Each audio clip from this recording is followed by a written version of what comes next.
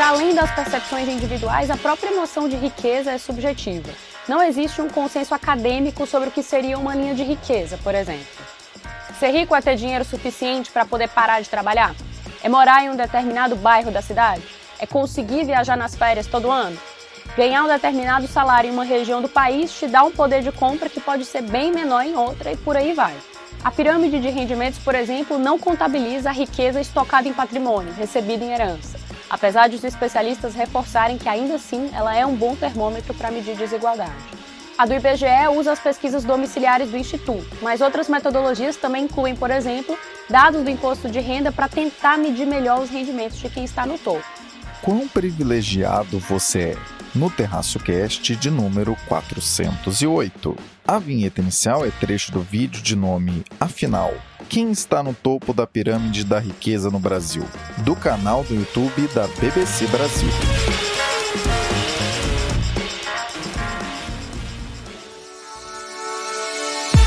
Uma coisa que eu nunca faço, e eu acho que é um grande erro, é você pensar como economista, você vai decidir o que é politicamente factível, o que é politicamente interessante. Eu nunca penso dessa maneira, eu digo o que eu penso e deixo as pessoas pegarem o que quiserem. We are expecting that every month we will see a further decrease. I think that inflation at higher rates than what we're used to is here to stay. Brasil, mundo, economia, política e o que for relevante para você. Isso é o Terraço Cast. E aí, pessoal, tudo bem? 408 do Terraço Cast. Caio Augusto, ancorando na noite de 10 de dezembro de 2023, domingo, em Ourinhos, no interior de São Paulo, na companhia de Fernanda Mello. Olá, meus amigos do Terraço Cast, que alegria estar com vocês nesta semana. Renata Cocho. Alô, terraceiros! Oi, Caio! Oi, Raquel! Oi, Fernanda! Espero que esteja aí tudo bem com vocês. Aqui é a Renata, trazendo como sempre o Boletim Internacional. Dessa vez, excepcionalmente de São Paulo, eu não tô na Califórnia, eu tô de férias aqui em Pinheiros. Aliás, eu já peço desculpas para vocês que tá uma confusão, tem um monte de prédio sendo construído em volta, fora isso o trânsito. Tô gravando o podcast aqui na hora do rush, então eu já peço desculpas para vocês se vazar algum barulho aí do meu áudio, né? Não tô ali na pequena e pacata cidade de Burlingame, na Califórnia, onde eu moro, que normalmente é mais sossegado. Então peço desculpas para vocês. Hoje a gente vai falar de 3 assuntos. A gente vai falar de China, a gente vai falar de Rússia e a gente vai falar de Taylor Swift. O que tem a ver, né? Taylor Swift com a economia. A Taylor Swift foi eleita a pessoa do ano pela revista Time. E eu vou falar um pouco para vocês o que isso tem a ver com a economia. Já adianto para vocês aí, dando um conflito de interesses. Eu sou grande fã da Taylor Swift. Eu vim pro Brasil, um dos motivos que eu vim foi para assistir o show dela. Eu tenho 3 filhas muito fãs da Taylor Swift. Eu mesmo tô aí entre as fãs também. No meu Spotify não me deixa mentir. Mas eu vou falar um pouco pra vocês do aspecto econômico aí do The Eras Tour, que é esse tour, né, musical da Taylor Swift, como ele agitou a economia dos lugares por onde passou. E Raquel de Sá. Alô, terraceiros e terraceiras! Aqui quem fala é ela, a mulher do tempo sem tempo. E eu venho aqui, por meio deste podcast, dizer pra vocês que eu fiz uma peça de teatro. Pois é, gente, a gente faz de tudo aqui, né? A gente se inventa de tudo. E eu gosto muito de teatro. Então eu faço parte de um grupo de teatro amador, né? Vale dizer que não é profissional. E eu fiz uma peça sobre o tempo. Olha só, gente, a mulher do tempo sem tempo, fazendo uma peça sobre o tempo. E aí, parte dessa peça aí teve uma partezinha, um mini monólogo, uma parte que eu fazia uma carta sobre o tempo, né, que todo mundo fazia. E a minha carta eu falava o quê, gente? Eu falava que quanto mais o tempo passou, né, mais eu comecei a achar ele elástico, subjetivo, não é mesmo? É isso que a maturidade fez comigo. Eu ser cada vez mais sem tempo, querendo encaixar tudo num tempo que, infelizmente, é finito, por mais que eu queira que ele não seja. Então é isso, gente. Nesse tom de finitude do tempo, eu vou para o tema. Trio mais amado do Brasil em campo, vamos ao 408. Fernanda, quais as causas da renda baixa no Brasil? E tem saída para essa situação? É engraçado como a gente chegou nesse tema, né? Porque essa semana eu compartilhei naquele grupinho do Instagram só para melhores amigos um tweet que dizia assim, abre aspas, Não entendo como as pessoas conseguem se manter com aluguel, água, luz, internet, telefone imprevistos e ainda viajar, sair para festivais, comprar coisas, etc. E eu compartilhei isso num grupo reduzido, né?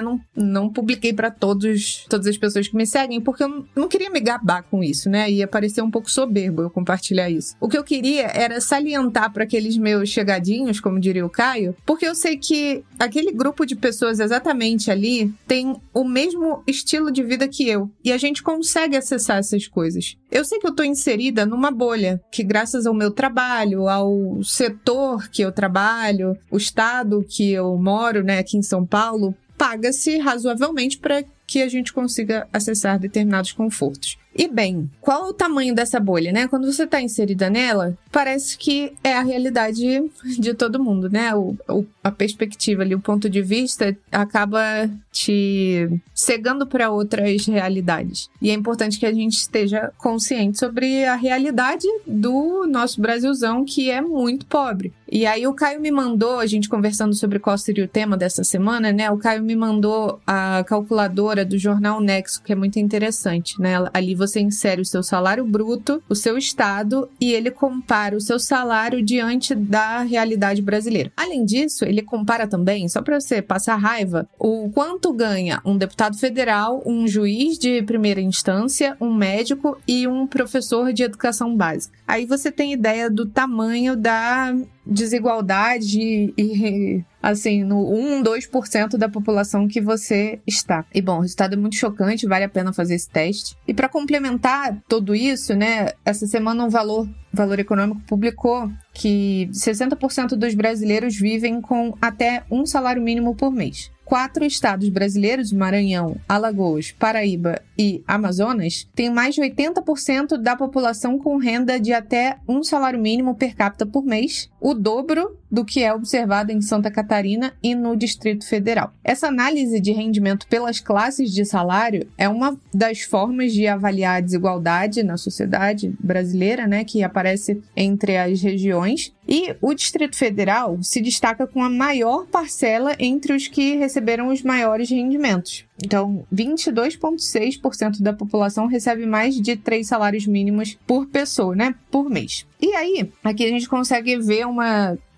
diferença muito clara. No Nordeste e no Norte do Brasil, a parcela da população que vivia com até meio salário mínimo de renda mensal era de 48,5% da população, quase metade da população. E no outro extremo, 8,1% da população brasileira tem o rendimento per capita superior a 3 salários mínimos, que seria mais ou menos R$ 3.600. E bom, eu aposto que você não se surpreendeu com esses dados, nada de novo, porque a gente consegue perceber esses dados na nossa vida cotidiana. Com essas reflexões, costuma surgir a discussão de que o salário mínimo hoje seria muito inferior ao que deveria ser, ao que foi criado quando foi criado lá em 1940. Mas comparar pura e simplesmente os valores, mesmo que em termos reais, descontando inflação, deixa de fora vários aspectos mais importantes do que só olhar o poder de compra do salário. Vocês já devem ter ouvido ou visto em matérias na imprensa sobre o cálculo do salário mínimo justo ou mínimo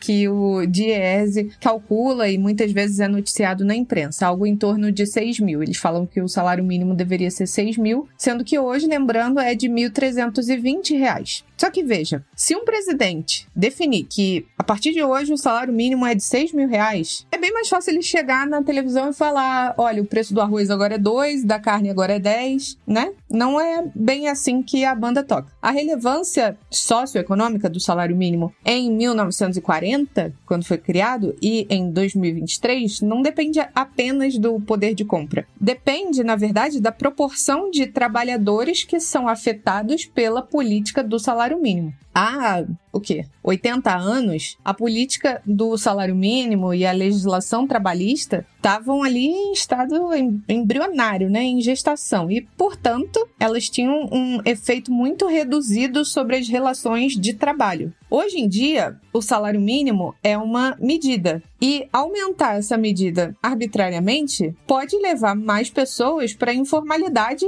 do que reduzir a desigualdade. Eu entendo que essa mensagem do salário mínimo ideal não é tanto do o quanto o salário mínimo deveria ser, né? Mas um alerta sobre o custo de vida atual, né? Um olhar para a inflação. Só que, quando a gente fala de salário mínimo, né, nenhuma análise que leve em conta apenas o poder de compra do salário mínimo vai ser capaz de inferir muito a respeito sobre o impacto da situação socioeconômica de um país, de uma região. Porque é preciso levar em consideração que, em 1940, a parcela da população efetivamente coberta pelo salário mínimo era muito pequena. Naquela época, 69% da população vivia em área rural, onde a efetividade do salário mínimo recém-criado era ínfima. Então, só 14% estavam nas capitais e 58% da população morava em áreas em que o salário mínimo era menor que a média ponderada que a gente comentou. Então, a efetividade do salário mínimo era muito pequena. O valor do salário mínimo em si diz muito pouco a respeito da sua relevância. A importância do salário mínimo depende da aderência que aquela região tem àquela realidade do mercado de trabalho. O que eu quero dizer é, se for muito alto em relação ao salário pago no mercado, ele simplesmente não vai ser respeitado. Os contratantes não vão contratar funcionários, né? E as pessoas vão trabalhar na informalidade. Se for muito baixo em relação ao salário praticado, imagina, em São Paulo, vai ser uma medida irrelevante, porque o mercado daquela região exige um salário maior. Então, dito de outra forma, o salário mínimo é uma referência que só tem impacto sobre o mercado de trabalho para o grupo de trabalhadores cujo salário é praticado em tantas vezes o salário mínimo, né? Quando a pessoa calcula a sua remuneração dessa maneira. Se esse grupo for muito reduzido, porque o salário mínimo é muito alto ou porque é muito baixo, o impacto do valor do salário mínimo é pequeno. Era muito pequeno em 1940, né, quando foi criado, e é pequeno hoje em dia porque o mercado de trabalho é muito heterogêneo no país, né? As regiões são muito diferentes e os mercados são muito diferentes também. É por isso também que existe o piso salarial das profissões, que tornam os salários mais condizentes à realidade daquele setor, né? Então, isso deixa muito mais eficaz, tem maior poder de afetar a estrutura salarial de determinada profissão. Então, eu achei uma reflexão interessante para a gente pensar sobre privilégios, mas é importante a gente ter em mente essa questão do salário mínimo na hora de falar sobre desigualdade social, porque talvez a atenção não deva estar no salário mínimo.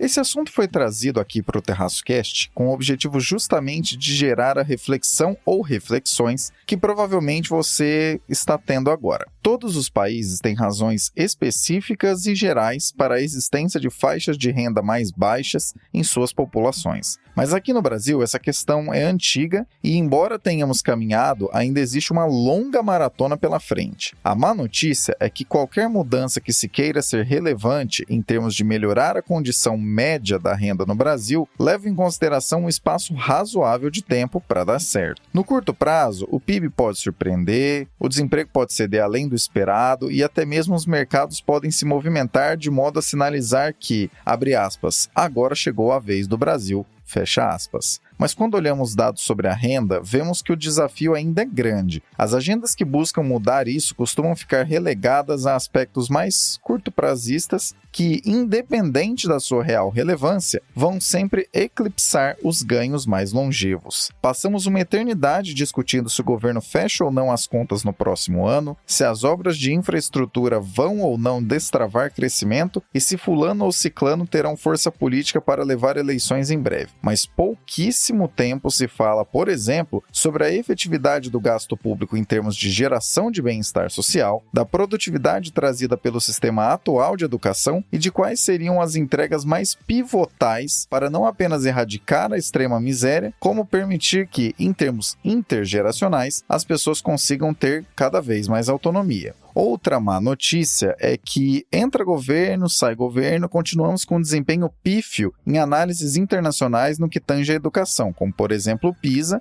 exame internacional no qual costumamos estar sempre em péssima colocação. O lado positivo, para não dizer que só temos más notícias, é que sim, tem caminho. Lembremos de uma reportagem espetacular feita pela Thaís Carrança, da BBC Brasil, a respeito de um estudo que acompanhou os resultados de uma geração de programa Bolsa Família e constatou que parte relevante das famílias que 2 décadas atrás recebiam o programa para sair da miséria, hoje contam com pessoas que cursaram um ensino superior e ocupam posições razoáveis no mercado de trabalho. Tudo bem que toda a época de polarização política deixa tudo ainda mais burro e empacado do que o normal, mas quando será que as verdadeiras políticas públicas capazes de gerar melhorias reais e de longo prazo serão colocadas em prática? Nós sabemos fazer isso e o Bolsa Família é um exemplo internacionalmente elogiado, diga-se de passagem. O que precisamos é aprender a colocar em prática outras políticas que, em conjunto, consigam realizar esse avanço, Ou então, muito infelizmente, esse episódio que fala sobre dados recentes da renda brasileira será atemporal. Inclusive, aqui vai uma recomendação. O episódio 74 do podcast Market Makers, de nome O Futuro da Economia Brasileira, traz uma discussão bastante interessante entre o que vemos no curto prazo como notícias positivas versus os caminhos que vamos trilhando para o longo prazo, que são preocupantes. Vale a pena ouvir na íntegra para esticar as reflexões que colocamos aqui.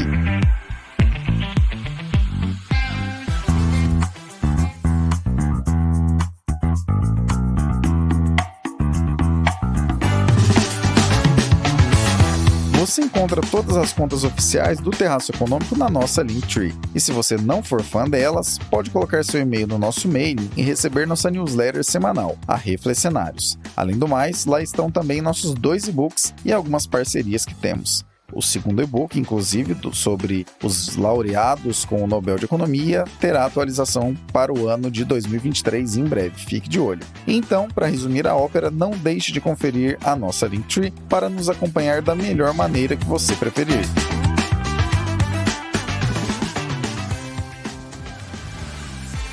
Renata, traga para nós o boletim internacional. Bancos chineses perdendo rating, problema no radar. Rússia sorrindo com o petróleo, as sanções serviram para alguma coisa, será? E Taylor Swift como pessoa do ano da Time. A relação disso com a economia é maior do que vocês imaginam. Vamos começar então com o nosso primeiro assunto, falando de China. A notícia dessa semana é que a agência de rating Moody's, ela mudou de estável para negativa a classificação de 8 bancos chineses. A classificação de dívida desses bancos ainda continua como sendo A1, que é um risco bom, aliás, um risco baixo, mas ela mudou de estável para negativa a perspectiva para o futuro. E por que isso acontece? Bom, a gente já tem falado para vocês assim durante o ano de 2023 inteiro, dos problemas que a economia chinesa tem enfrentado, um crescimento abaixo do esperado depois que acabou aquela política de Covid-0. A China foi um dos últimos países a saírem, digamos, da pandemia, não da pandemia em si, mas de toda aquela experiência de lockdown, de restrição econômica. Esperava um crescimento grande depois de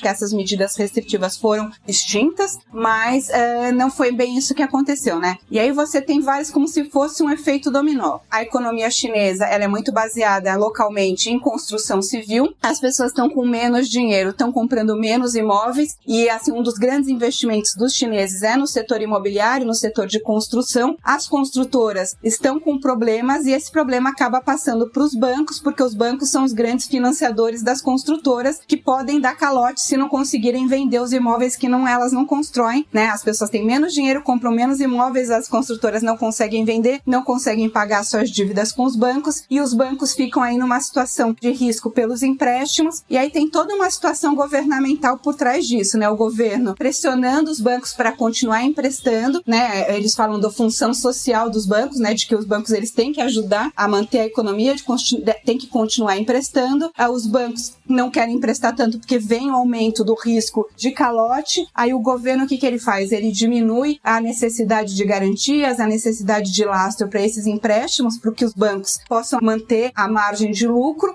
mas isso faz com que o risco geral do sistema aumente, né? Então, aí por isso também que você tem um rebaixamento de risco por agências de rating. Então, esse é o problema, né? Quando você tem um desaquecimento da economia, mas artificialmente você quer fingir que tudo está bem quando não está, e isso faz com que o risco aumente. É uma situação que é assim comum, nós brasileiros sabemos bem o que isso significa, mas isso também pode acontecer em outros lugares e está acontecendo na China de uma maneira que é mais inédita para eles, ou pelo menos no passado recente, porque a China vinha, né, crescendo a taxas bastante altas, bem acima dos outros países do mundo, então não tinha esse tipo de problema, porque vinha com um crescimento sempre alto, e agora quando esse crescimento diminui, os problemas começam a aparecer. Pro lado da Rússia, pro Putin, ao contrário, nós temos aí boas notícias para ele, né? A gente, quando teve a invasão da Rússia sobre a Ucrânia, que continua, inclusive, essa invasão, como vocês sabem, né? A guerra da Rússia contra a Ucrânia não terminou, continua acontecendo, e o Ocidente colocou ali uma série de restrições pro governo russo, para as empresas russas, pro petróleo russo, mas no caso do petróleo, pelo menos, isso não surtiu efeito. Pelo contrário, a Rússia já lucrou mais de 11 bilhões esse ano com petróleo do que ela vinha lucrando antes da invasão da Ucrânia. Então, as medidas, né, as restrições, as imposições do Ocidente contra, pelo menos, o petróleo russo não funcionaram, que a gente teve ali restrições e impactos contra comércio, contra lojas, Starbucks, Disney, McDonald's, tudo isso acabou sofrendo restrições na Rússia, mas o petróleo, né, como diz o Caio, o petróleo que é bom nada, né, continua um setor aí bastante lucrativo para o Putin, o que acaba aí também sustentando a continuidade dessa invasão. Bom, indo agora para o nosso terceiro assunto, que é Taylor Swift, o The Eras Tour. Como eu falei para vocês, né, na abertura do podcast, a Taylor foi eleita a pessoa do ano pela revista Time. É bom dizer que isso não significa, né, ser eleita a pessoa do ano não significa necessariamente um elogio, né? Nós já tivemos aí grandes canalhas eleitos, só para citar um que eu acho que é unanimidade, ou, né, hoje em dia a gente nunca sabe o que é unanimidade, mas o Hitler já esteve como pessoa do ano pela revista Time, e é mais pela questão de impacto, né? O quanto que essa pessoa apareceu, ficou em evidência, foi relevante para o mundo naquele ano. E a Taylor Swift realmente, né, esse tour dela, que comemora aí 17 anos de carreira, e é o primeiro tour dela depois da pandemia, realmente tem números astronômicos. A estimativa é que a Taylor, só de ingresso nos Estados Unidos, tenha lucrado cerca de 2,2 bilhões de dólares só em venda de ingressos para os shows, e a estimativa é que ela tenha gerado mais 5 bilhões entre consumo de merchandising, de alimentação, esse tipo de coisa em volta, né, por causa do tour, e mais 3 vezes isso só de passagem, transporte, hotéis. Todas as cidades que ela foi nos Estados Unidos, a ocupação dos hotéis foi mais de 90%, Airbnbs, tudo, e assim, os preços triplicaram, porque realmente uma demanda muito acima. Inclusive, houve uma discussão que continua, né, com relação aos ingressos da Taylor Swift para o show, porque houve uma demanda tão maior do que a oferta, né, e a gente viu, para quem tentou comprar ingresso aqui no Brasil, viu a dificuldade que foi, a fila que foi, e não foi só no Brasil, foi no mundo inteiro. A Ticketmaster, que estava vendendo nos Estados Unidos, teve problema, não conseguiu, né, o site caiu, ficou um problemão por um tempo até ele conseguir dar vazão à venda dos ingressos do show da Taylor. Em Singapura, fez uma fila de mais de 22 milhões de pessoas para comprar ingresso. Teve algumas cidades que, por exemplo, na Filadélfia, tinha 60 mil pessoas assistindo, tentando assistir o show, dançando junto fora do estádio, além das pessoas que conseguiram entrar. Então são números impressionantes, né? A abertura do show, só para dar mais um número para vocês, que foi na cidade de Glendale, no Arizona, movimentou mais dinheiro e teve mais público do que o Super Bowl, que foi realizado alguns meses antes na mesma cidade. Você vê o impacto de um show maior do que o impacto do maior evento esportivo nos Estados Unidos do ano. ano. Então são aí, como eu falei, né, números muito impressionantes, o que justificam, né, essa nomeação de uma cantora, né, como a personalidade do ano. E é uma mulher aí que representa, né, várias modelos para meninas, mulheres, adolescentes do mundo inteiro. A Taylor Swift, ela, por exemplo, tá regravando todos os álbuns dela, porque ela perdeu os direitos autorais, brigou com o antigo produtor, então tá refazendo os álbuns para manter os direitos. Ela também chegou a peitar o Spotify no passado, né, conseguindo aí melhores negociações para outros artistas, para outros músicos com a principal plataforma de streaming musical. Então, realmente, né, só para explicar para vocês o fenômeno Taylor Swift, por que ela foi, então, escolhida a personalidade do ano pela revista Time em 2023. Boletim internacional recheado hoje. Vamos lá. Na China, a transparência dos dados é historicamente, e isso é um fato amplamente conhecido, uma transparência mais opaca e questionável. Aparentemente, as notícias boas são sempre ditas, mas as ruins somem do mapa rapidamente. Desde os tempos da queda da enorme Evergrande, aquela enorme construtora que a gente falou aqui algumas vezes, inclusive, a coisa anda instável no setor imobiliário, que representa cerca de 1/3 do PIB na China. E agora, mais recentemente, empréstimos a fundo perdido serão concedidos por meio de bancos que acabaram de perder rating justamente a esse setor. Você pode ou não confiar muito em rating, mas essa combinação, misturada com a não resolução desse problema imobiliário, mostra que isso ainda irá dar pelo menos alguma quantidade razoável de trabalho mais adiante. Sobre a Rússia, esse dado de que o rendimento com as operações de petróleo foi 11 bilhões de dólares maior em 2023 é interessante para se pensar. Desde o início do conflito na Ucrânia, fala-se sobre uma sequência de sanções que seria capaz de, abre aspas, travar o conflito, fecha aspas, porque isso secaria a fonte de recursos para o governo russo. Porém, tem um detalhezinho pequenininho. Aparentemente se pensou que se o russo médio não comesse no McDonald's, não usasse cartões Visa e não pudesse tomar Starbucks, a guerra pararia. Mas o petróleo, bem, se ele triangulasse pelo mundo e não alterasse a oferta global, ninguém falaria sobre isso. Pelo visto, a guerra vai durar muito mais do que todos esperávamos inicialmente, porque ao contrário do que se sugeria logo que os primeiros dias de conflito geravam manchetes no mundo todo, as sanções que realmente importam não aconteceram. Inclusive, até um lembrete interessante, logo nos primeiros meses, talvez ainda semanas de conflito, o Yuval Harari, que escreveu o livro Sapiens, né, que ficou famoso no mundo inteiro, vendeu milhões de cópias e tudo mais, disse uma frase que é bizarra, creio eu que é um dos maiores equívocos, as frases mais vazias em muitos anos, que é mais ou menos o seguinte: é só o mundo levar o petróleo a 20 dólares que a guerra acaba. Obviamente, né? Até porque é como se fosse um interruptor, assim, você vai lá, acende a luz aí pra mim, leva o dólar a 20 dólares aí pra mim. Uma frase absolutamente vazia, né? Tão vazia quanto as sanções que foram aplicadas pelo visto. Aliás, se você gostar de TikTok, uma pesquisa legal a se fazer lá nessa rede social é justamente sobre o que aconteceu com as empresas que sancionaram a Rússia e teoricamente saíram de lá. Você irá se surpreender com quão rápido basicamente tudo que disse "não vou funcionar na Rússia mais"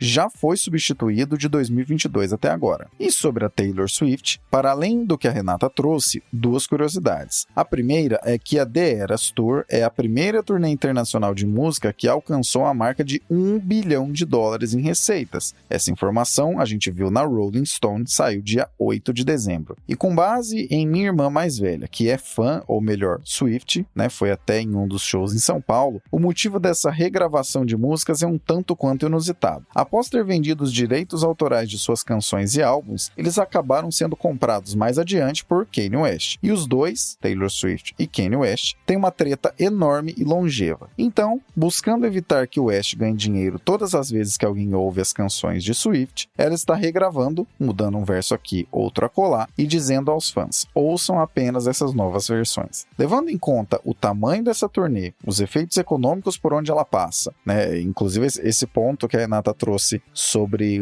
na cidade que aconteceu o Super Bowl, ter tido mais faturamento, o show da Taylor Swift, do que o Super Bowl. E o Super Bowl é o evento esportivo mais assistido do mundo, com as maiores receitas de propaganda, enfim, é bastante relevante isso. Então, né, levando em conta os esforços da turnê, os efeitos econômicos dela, os valores envolvidos no agregado global e o esforço não apenas dos incontáveis shows, como também dessas regravações, diríamos que não faltam mesmo motivos para pontuar que ela seja a pessoa do ano pela Time, pela relevância em termos amplos que acabou tendo neste ano de 2023.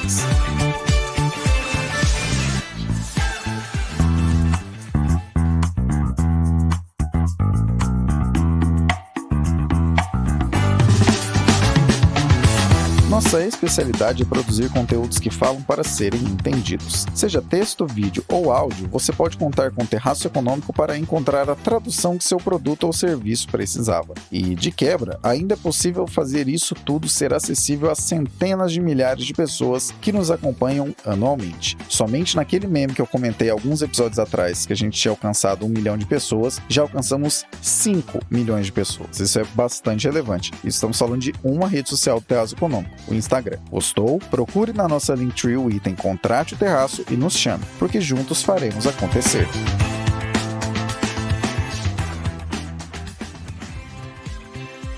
Raquel, PIB e desemprego têm mostrado boas notícias nesse ano, mas parece que 2024 não será tão tranquilo assim para esses dois aspectos. O que vale ficar de olho? E é isso mesmo, Caio Augusto. Vamos para o tema desse episódio do Terraço Cast. O tema não podia ser outro. Bem que Caio Augusto tentou, mas não deu. O tema é o PIB, gente. É PIBinho? É PIBão? Qual é o PIB? O PIB, ele foi divulgado essa semana. Pra mim parece que faz... Nossa senhora, parece que faz 3 meses de tanto que aconteceu nessa semana aqui. Mas não faz não, gente. Foi terça-feira, tá? No dia 5 de dezembro. Foi divulgado o PIB referente ao terceiro trimestre. Então, vale lembrar, gente. Terceiro trimestre, a gente tá falando aí de julho, agosto e setembro, né? Então, é sim um olhar no retrovisor. Ah, então por que você tá olhando? O que você tá falando dele, Raquel? O que tem a ver? Se é no retrovisor? A gente hoje é dia 8 de dezembro, pelo amor de Deus. É importante, porque é um importante termômetro de como que tá a nossa economia nesse momento, porque o PIB ele traz uma visão total do que tá acontecendo na nossa economia, em todos os setores, etc. A gente tem outros dados que são divulgados mensalmente, como, por exemplo, a pesquisa mensal de serviços, a pesquisa mensal industrial, a pesquisa mensal de comércio. Então, a gente tem essas pesquisas mensais que são bem importantes, que vão dando um direcionamento ali para todo mundo, que, né, os analistas que olham isso, que olham a atividade econômica e tudo mais. Tem dados de desemprego, tem muita coisa que é divulgada ao longo do ano, que não é o PIB, que também ajuda a gente nesse termômetro. Mas o PIB é, claro, uma medida bastante importante, é calculado pelo IBGE.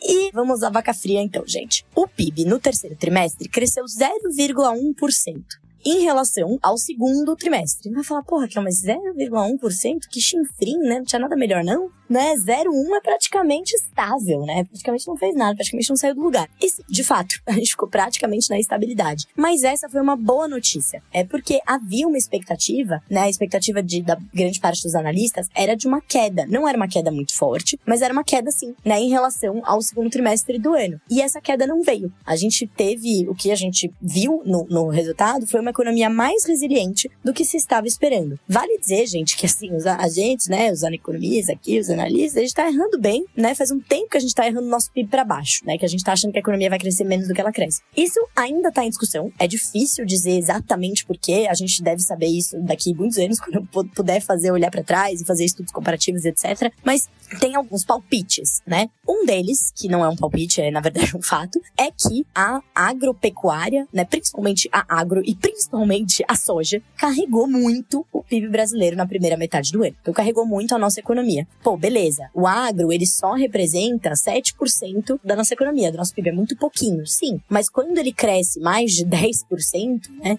Com certeza ele carrega parte importante da nossa economia. E vale lembrar que quando o agro, ele cresce, não é só ele, né? Não é só realmente a produção que é feita do agro. Ele também acaba trazendo os efeitos que a gente chama de economia spillover, né? Os efeitos aí indiretos, tanto para o setor, por exemplo, industrial, quanto o setor de serviços. Se a gente olhar para o setor de transportes, né, dentro de serviços, se a gente olhar para o transporte de carga, também bombou na primeira metade do ano, muito levada pelo escoamento dessa super safra. Então, para você ter uma ideia, o setor, né, agropecuário, ele cresceu 13% entre janeiro e junho desse ano, na primeira metade do ano. A safra de grãos esse ano deve ter sido, porque ainda não acabou o ano, ainda não temos os dados completos, mas a safra de grãos deve ter crescido 15% em 2023, um novo recorde. Então, realmente, essa parte puxou bastante o nosso PIB. Uma outra parte que também é um fato, né, que não é um palpite, é a parte da indústria extrativa. A indústria extrativa também veio bem, não veio tão bem como o agro, mas também veio bem. O agro, interessante notar que o agro, mesmo que o preço tenha caído, os preços seguem em patamar historicamente elevado, mas eles caíram em relação ao começo desse ano, ao ano passado, né? Então, os preços dos grãos e etc. Mas o que trouxe muito essa produção, lembra que o PIB é a produção, não é o preço. Foi o quantum, assim, a quantidade que a gente produziu. Foi uma produção muito, muito, muito forte, né? Então, lembrando que o PIB, ele é uma medida de fluxo. A gente tá falando do quanto a gente produziu de bens e serviços a mais, né? Em termos de fluxo, do que a gente produziu no trimestre passado, né? Não é uma medida de estoque, porque como é que você ia medir? Imagina, medir o estoque de tudo que o Brasil já produziu na história. Não dá, né? Então é uma medida de fluxo. Então, voltando aqui, a gente teve o agro, a gente teve a indústria extrativa, principalmente extrativa mineral, aí aqui a gente tá falando de petróleo, a gente tá falando de minério, né? Então, por mais que o preço tenha caído, também foi uma produção alta, e aí principalmente o minério aqui que a gente teve,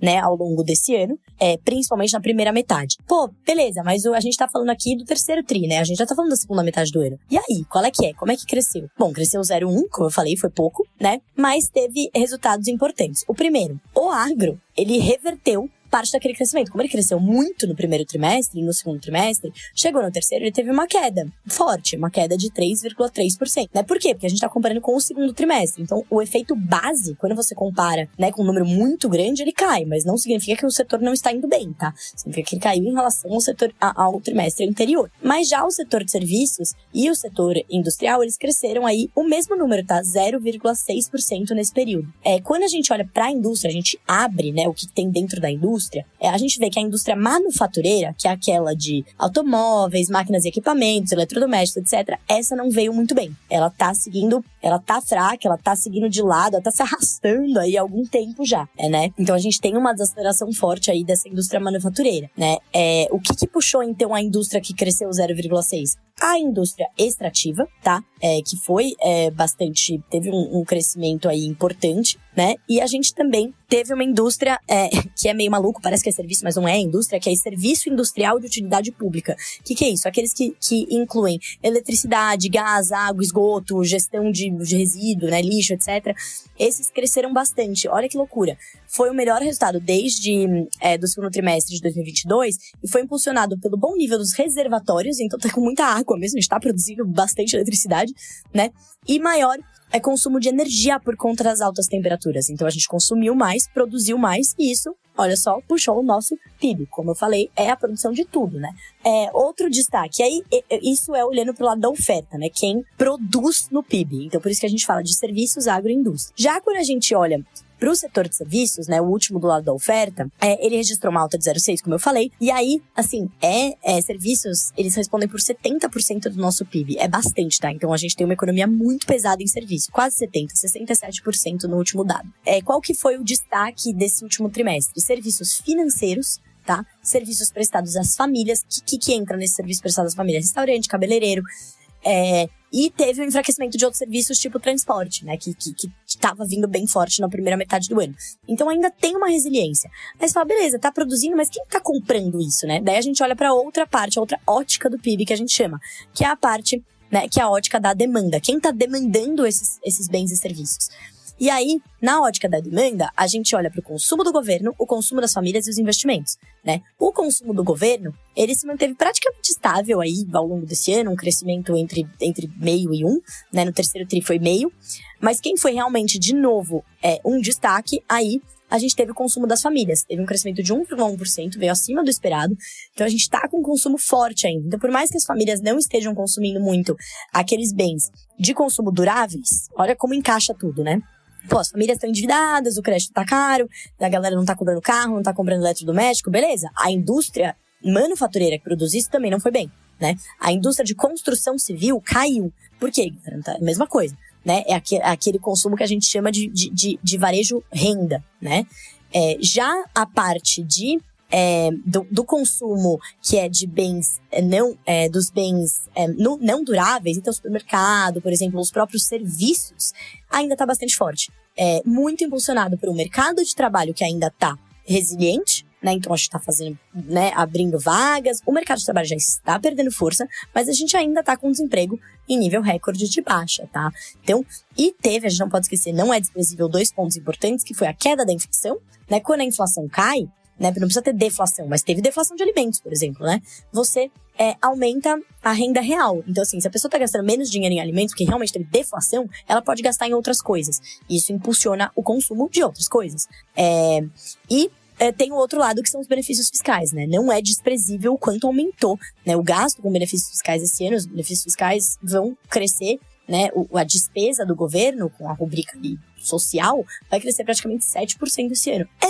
É um crescimento muito grande, tá? É porque desde o ano passado a gente já tem um aumento de benefícios fiscais, aumento do Bolsa Família em várias categorias, né? A gente teve um aumento muito grande aí de diversos benefícios. Agora acabou de ser anunciado, né, o benefício ali para estudantes do ensino médio. Então, assim, os benefícios fiscais ainda estão, né, eles aumentaram bastante no último ano e meio. E isso ainda não foi incorporado totalmente na renda das famílias, então isso virou o consumo. Isso vai enfraquecer no ano que vem? Deve enfraquecer, porque vai começar já a ser incorporado na renda das famílias, né? Vai perdendo, assim...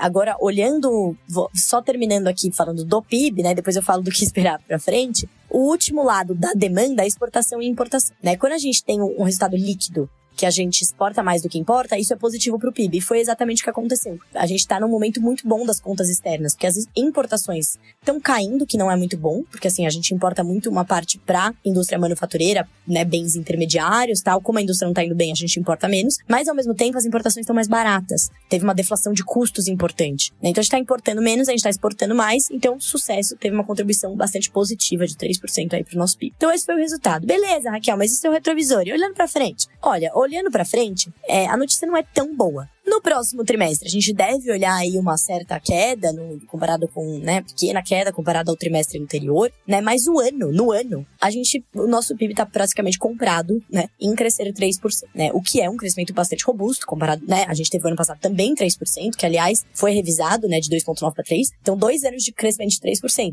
porra, legal. Mas e pra frente, né, pro ano que vem, a gente já vê, e é isso é o que eu tô falando, os dados que já estão saindo, que são de agora e tal, já mostram o enfraquecimento. A gente já vê o enfraquecimento, a indústria continua de lado, os serviços que estava carregando bastante já estabilizou, né? Comércio também. Então a gente vê essa perda de força, né? Então a gente tem o fim do impulso da super safra, que não beneficiou só o agro, mas também várias atividades, como eu falei. A gente tem a parte da acomodação do benefício fiscal, que vai sendo incorporado à renda das famílias já, e a gente ainda tem o efeito dos juros altos, né? Os juros ainda estão altos. Então, por mais que a gente esteja provavelmente no pico de nível de inadimplência, de endividamento, isso ainda vai ser um freio na economia. E a nossa taxa Selic está caindo. Semana que vem, aliás, tem reunião do Copom, que traremos na próxima semana aqui novidades. Nosso comitê que define a taxa de juros, né? Mas por mais que esteja caindo a taxa Selic, ela deve ficar no patamar restritivo, né? Naquele patamar que provavelmente perto de 10%, depois no final, depois que o Banco Central reduzir tudo desse ciclo, ela ainda vai ficar restringindo, porque tem muito risco ainda, né? Tem o risco fiscal, tem o risco do cenário externo. Então, a gente tem esse olhar aqui, vale a gente prestar atenção que os juros ainda vão ficar altos e ainda vão estar desaquecendo a economia. Então eu tenho efeitos de benefícios fiscais minguando, por mais que eles permaneçam, vai sendo incorporado na renda das famílias. Eu não tenho mais aquele efeito da desinflação, né? Não é que a inflação vai subir, não, mas não vai ter mais essa queda, não vai ter mais deflação de alimentos, provavelmente, etc. Então assim, não vai ter mais esse boom na renda das famílias, na renda real das famílias. O mercado de trabalho, como consequência, ele meio que se retroalimenta, mas ele deve começar também a perder força. E um mundo, né, um crescimento global que tá diminuindo, né? Então a gente não é Marte, né? A gente tá aqui no mundo e um mundo que cresce menos também impulsiona menos o nosso crescimento aqui. Então deve ser um ano que a gente deve crescer aí por volta de, né, 1,5 por aí, que é um crescimento abaixo do potencial, né, que tá por volta de 1,8, 2. Pô, mas isso é pouco? Isso é pouco, tá? Para um país de renda média, a gente tinha que ter um crescimento potencial maior. Pô, mas beleza, como é que a gente tem um crescimento potencial maior? Daí é o papo que ninguém quer ter, né? Daí são reformas estruturais.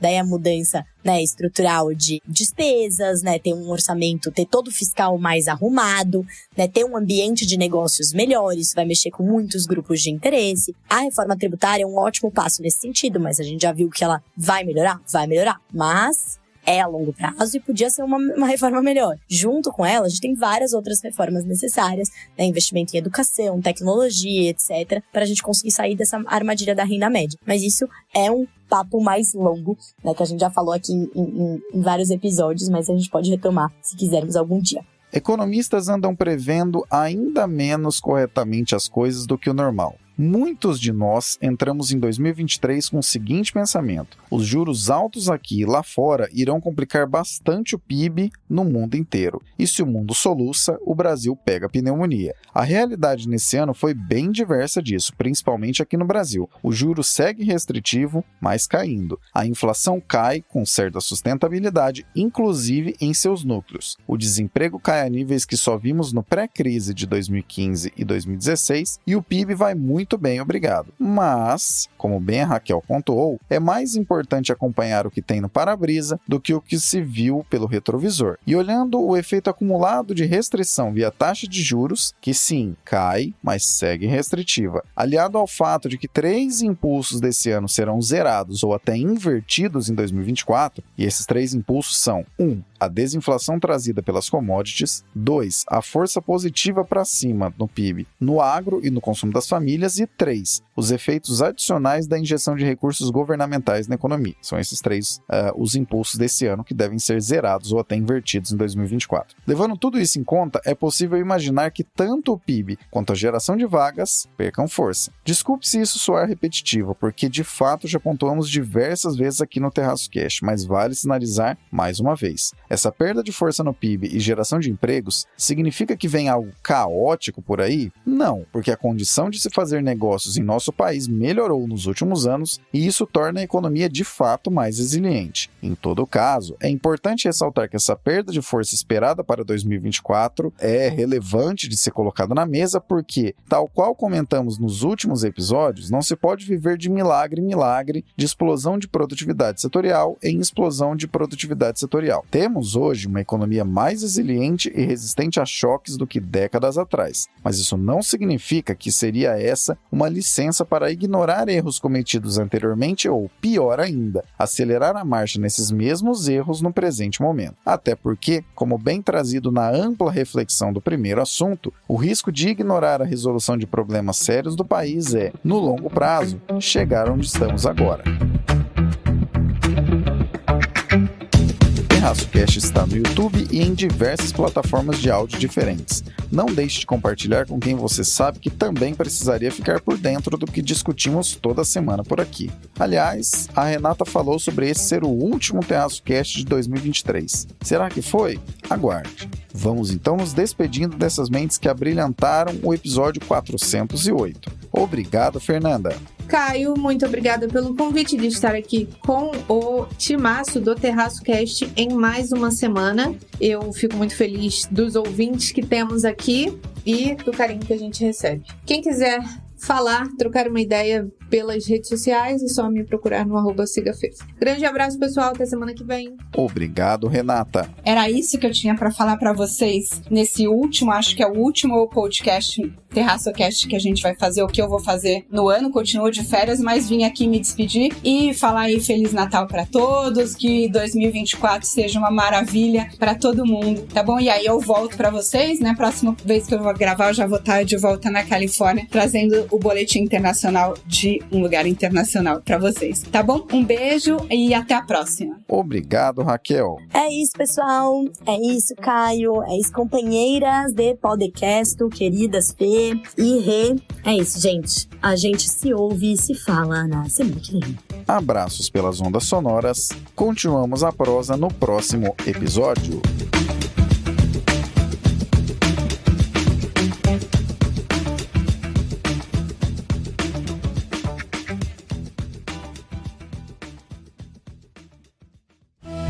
Este episódio foi editado por Atelas, soluções em áudio para podcasts. Encontre a Atelas nas redes sociais. É só buscar por @AtelasEdição.